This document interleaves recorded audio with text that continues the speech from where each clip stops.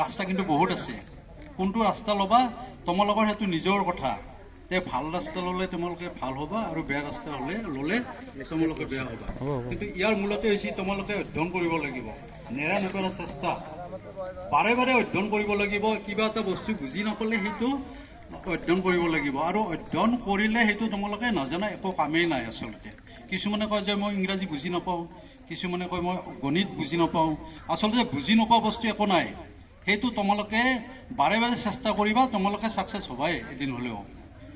আৰু মই উদ্যোক্তাসকল আৰু ইয়াত শিক্ষাগুৰুসকলক এটা কথাই ক'ম যে আপোনালোকে যিটো মহান উদ্দেশ্য ৰাখি ইয়াতে আজি উপনীত হৈছে বা শুভাৰম্ভ কৰিবলৈ ওলাইছে এই পবিত্ৰক্ষণত, আচলতে আপোনালোকৰো বহুত কৰণীয় থাকিব।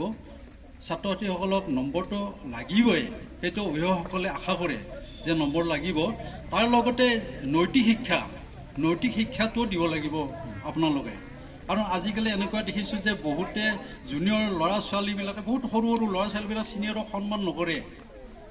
মুখৰ আগতে চিগাৰেটটো খাই দিয়ে বা এনেকুৱা কয়, অশ্লীল বাক্য প্ৰয়োগ কৰে। এইবিলাক আচলতে সমাজত হ'ব নাপায়। এইটো আচলতে আপোনালোকে পৰীক্ষা নিবিদতে পাতিছে ঠিকেই, কিন্তু এই নৈতিক শিক্ষাটো আপোনালোকে দিব লাগিব ছাত্ৰ ছাত্ৰীসকলক। এইটো যিটো শিক্ষা স্কুল নাই, কিতাপৰ যিটো শিক্ষা, কিতাপৰ শিক্ষাৰ লগতে নৈতিক শিক্ষাৰেও শিক্ষিত কৰিব লাগিব। যদি এজন ছাত্ৰ ছাত্ৰীয়ে নৈতিক শিক্ষাৰে শিক্ষিত নহয়, তেতিয়াহ'লে তেওঁ ডাঙৰ মানুহ হ'লেও সমাজৰ একো লাভ নহয়। এইটো কাৰণতে লাভ নহয়, তেওঁলোকে পিতৃ মাতৃকো সময়ত পাহৰি যায়, পিতৃ মাতৃকো তেওঁলোকে লেই চেচি কৰে। আচলতে শিক্ষা এনেকুৱা হ'ব নালাগে, যিটো শিক্ষাই বয়োজ্যেষ্ঠই সন্মান পায়, পিতৃ মাতৃক সন্মান কৰিব জানে, এইটো শিক্ষাৰে আচলতে ল'ৰা ছোৱালী শিক্ষিত কৰিব লাগে। মই অভিভাৱকসকলকো এটা কথা ক'ম যে আপোনালোকেও ল'ৰা ছোৱালীৰ ওপৰত নজৰ দিব। তেওঁলোকে আচলতে কি কৰিছে সেইটো আপোনালোকে চাব লাগিব।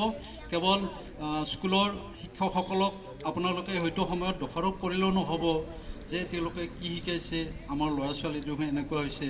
আপোনালোকে চাব যে পঢ়াৰ সময়ত ল'ৰা ছোৱালী মোবাইল হাতত লৈ আছেনে নাই, মোবাইলটো কিবা গেম খেলি আছেনে নাই, এইবিলাকো নজৰ দিব লাগিব। অভিভাৱকসকলৰ এইটো কৰণীয় আছে।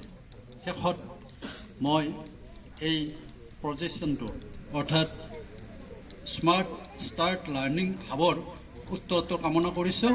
এইটো তেখেতসকলৰ সপোন বাস্তৱায়িত হওক, এইখিনি কৈ মই মোৰ ভাষণ সামৰণি মাৰিছোঁ।